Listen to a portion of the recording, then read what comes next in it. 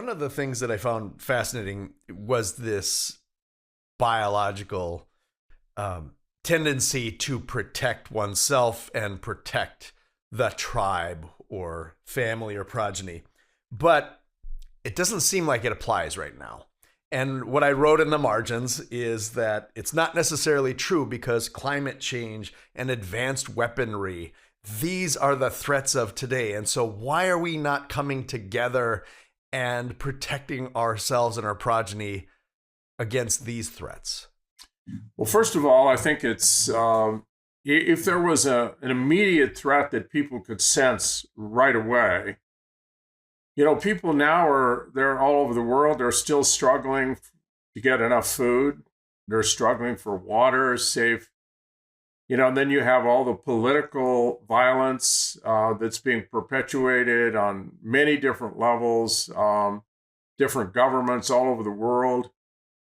And the existential threat is so much greater in some of these just life and death survival issues than climate change, which seems to be, are we more likely to die in 5 years or 10 years from climate change or from a nuclear holocaust? So the way that I'm interpreting this is that worrying about climate change and advanced weaponry is a luxury, right? If you're worried about feeding your family, exactly, taking care of them, their health, finding water, that's so far down the line. Climate change is so far down the line. AI anxiety is so far down the line. If you know about it, that can't be a worry right now.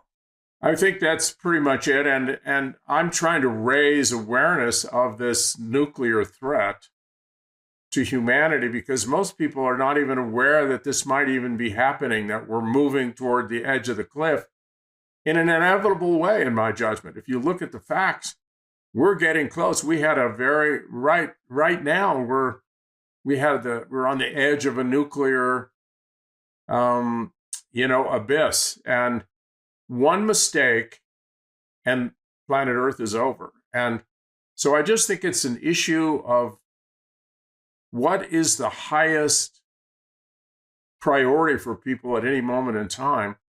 And I will tell you, nuclear threat is not it, nor is climate change. There were a couple of times where I wrote luxury in the margin of the notes. And one is on the first page of the book, where you talk about the Homo sapiens brain, and you say that it instigated an ongoing search for meaning, purpose, and a deeper understanding of existence. And I had the question for you is this true? It seems like search for meaning is a luxury, a present day or a modern day luxury. And, because we were, 200 years ago, 90% of humanity, all of humanity was living in abject poverty. And so if you're living in abject poverty, your meaning is to get through the day. So I wondered if you have a comment on that. No, I think you're 100% right, Don. That's exactly what my conclusion has been, that, with this advent of a prefrontal and a cortex, development of this amazing ability for abstract thinking and so forth, the highest priority is to survive and to get your family to survive. And then once you get that, if you have those basic needs met, the next issue is survival for what? Why am I here? What is this all about? But if you're looking for water all day, it's hard for you to really extrapolate something that's kind of an existential question in your life. Why am I here?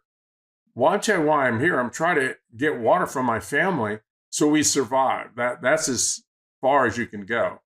But once you have the basic needs met, then all of a sudden, people start questioning, well, what am I supposed to do with this thing we call life? I mean, I've been given this gift of life. I don't even know what the hell it's all about. What am I supposed to do with it? And so that's what we call existential angst.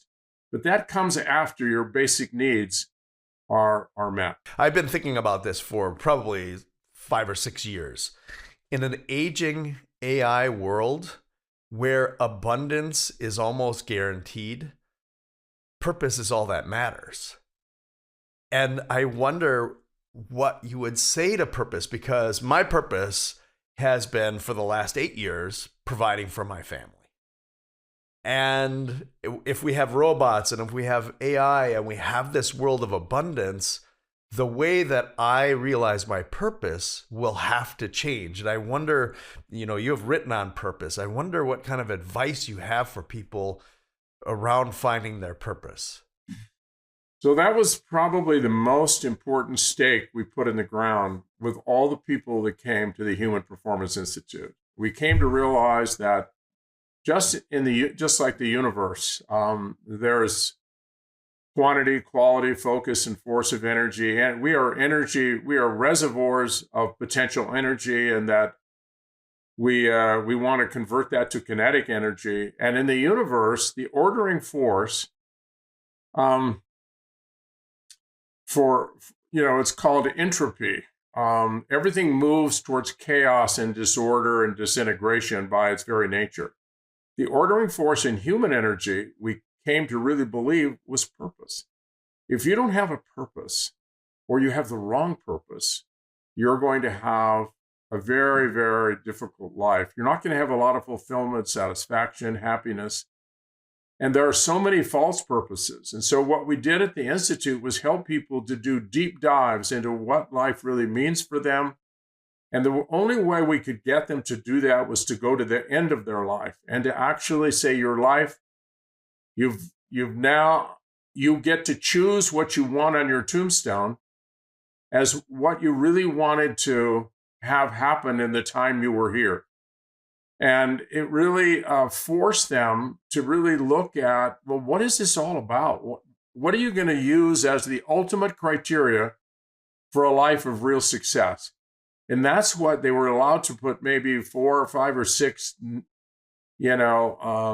words on a tombstone or a sentence or two that describe for them the ultimate criteria for success. And then we work backwards in terms of, that is your purpose. I call that getting home. And everyone wants to get home. And now you're going to have to work at that every single day of your life. And now all of a sudden, here you are. What can I do now to make sure that I can get home, and that I have to earn those? I don't just get those by showing up. For me to get home, I'm going to have to really work hard every single day to earn the right to have those words of an extraordinary mother, father, caring, inspiration, a very gracious person of integrity, whatever it is. But so that was the cornerstone. That was the single most important stake we could get in the ground, even for someone who came and they wanted to win more in a particular sport. We got the purpose right first, and that was the ordering force for everything else.